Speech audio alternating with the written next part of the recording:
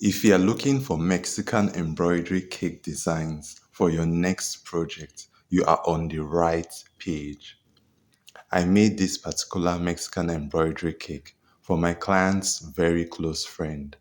All the details on the side were piped with the Wilton 3 nozzle, but in different piping bags. Here's the top. Happy birthday, Siri. Can you see the orange ranunculus?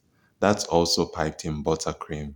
I used the 103 nozzle for that. And the purple buttercream flower was piped with the Ateco 403 nozzle.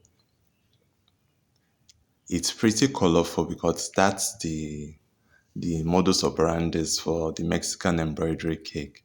Hope you like it.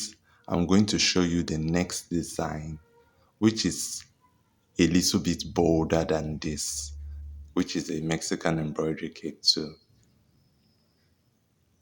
Close-up details, yes, yes.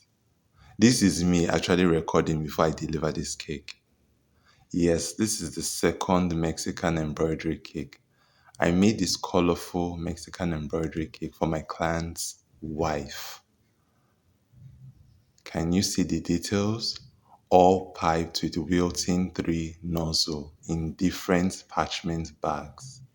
Then there's a flower at the side. I piped with the Wilton 81 nozzle. It takes a lot of patience, but you have to trace the design out with a bamboo skewer before piping so you don't mess it up.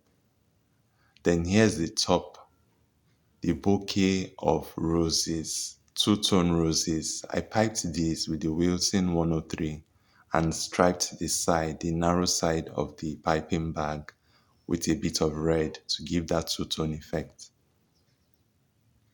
They really, really liked this cake. Here's the next cake.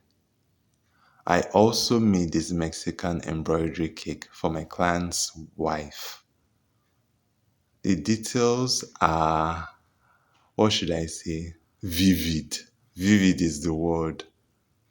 Yes, from side to side. All piped with Wilton 3 nozzle. Then here's the top view.